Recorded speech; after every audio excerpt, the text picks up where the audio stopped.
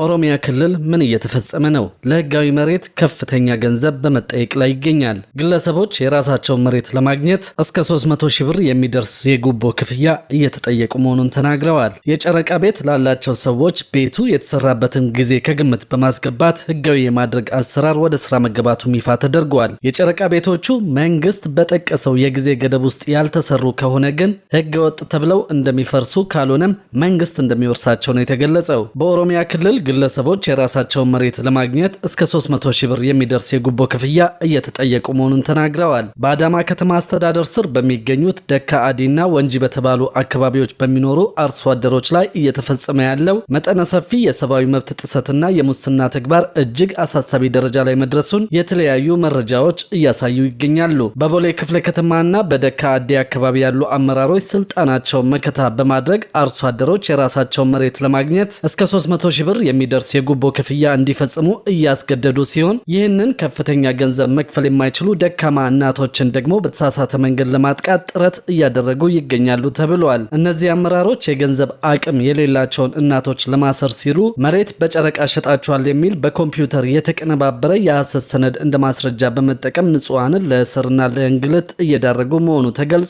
ከዚሁ ጋር ተያይዞ ከ5 ቀን በፊት ሌሊት በመኖሪያ ቤቶች ላይ በተፈጸመ ጥቃት ለገለልተኛ ሚዲያዎች መረጃ ሰጣቸዋል በሚል ምክንያት በህፃናት ላይ ጭምር ድብደባ መድረሱ ታውቋል። በወቅቱ የጸጥታ ኃይሎች ቤታቸውን ሰብረው በመግባት በፈጸሙት ድብደባ 2 ህፃናት በጽኑ ቆስለው የሚገኙ ሲሆን በአሁኑ ሰዓት ያለምንም የህክምና እርዳታ በእስር ቤት ውስጥ እንዲቆዩ መደረጉን ይበልጥ ጉዳዩን አሰቃቂ ያደርገዋል ብለው አንድ የአካባቢው ነዋሪ ተናግረዋል።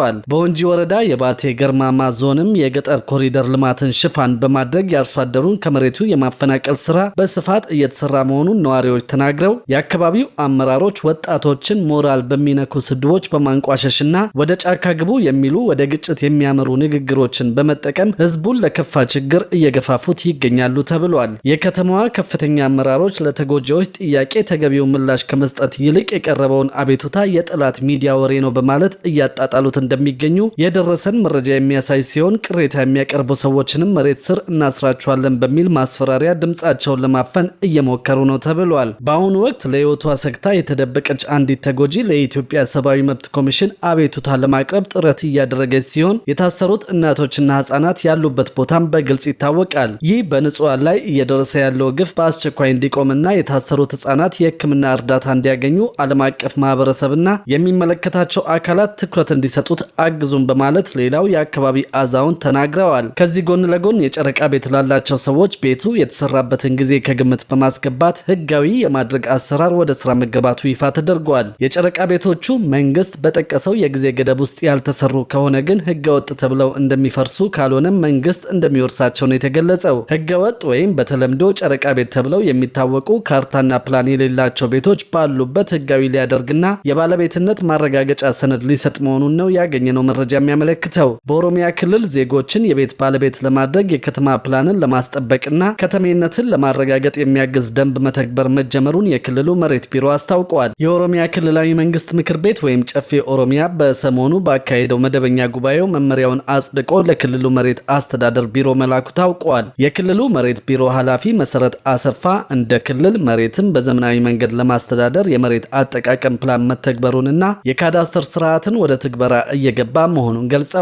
ይሁን እንጂ ዘመናዊ የመሬት አስተዳደር ስርዓትን በሚፈለገው መልኩ መተግበር እንዳይቻል የከተሞች ህገወጥ የመኖሪያ ቤቶች ግንባታ ከፍተኛ እንቅፋት መፍጠሩን አንስተዋል።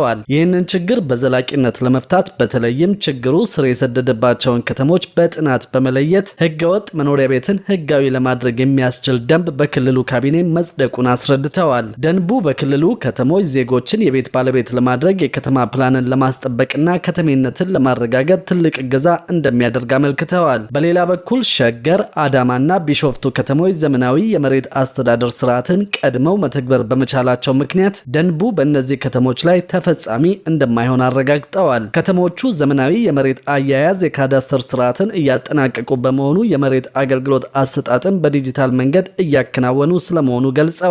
ይህም ከተሞቹ ፈጣን እድገት ላይ እንዲገኙ ከማስቻል ባለፈ የገቢ አሰባሰብ አቅማቸውን በማሳደግ የመሬት ልማት ዝርጋታ እንዲፋጠን ማገዙን ያስረዱት እነዚህ ህገወጥ ቤቶች ህጋዊ የማድረጉ አሰራር ከከተሞች ፕላንና መሰረተ ልማት ጋር ፈጽሞ ሊጻረር በማይችል መልኩ ብቻ እንደሚከወን ነው የሚያትተው መመሪያው። ከዚህ በተጨማሪ በክልሉ ከተሞች የመሬት ሊዝ አዋጅ መሰረት አስፈላጊውን ክፍያ ከተፈጸመ በኋላ ሂደቱ እንደሚጀመር ተገልጿል። የገጠር መሬት መረጃ አያያዝን ለማዘመን ደግሞ በ184 ወረዳዎች ላይ የዲጂታል ስርዓት መዘርጋቱ ታውቋል። የገጠር መሬት መረጃ አያያዝ ችግርን ለመፍታት በ184 ወረዳዎች ላይ የዲጂታል ካዳስተር ሶፍትዌር ስርዓት ተዘርግቶ አገልግሎት እየሰጠ መሆኑን የኦሮሚያ ክልል መሬት አስተዳደር ቢሮ ነው ያስታወቀው። ቀደም ሲል የመሬት መረጃ አያያዝ ሙሉ በሙሉ በዲጂታል ባለመደገፉ ፋይሎች እንዲጠፉና እንዲደበቁ ሲደረግ የነበረውን ችግር ለመፍታት መረጃዎችን በሲስተም የማደራጀት ስራ እየተከናወነ ይገኛል ተብሏል። የቢሮው የሲስተም ልማትና አስተዳደር ዳይሬክተር አቶ ኦሊ የማነ ከ2013 ዓ.ም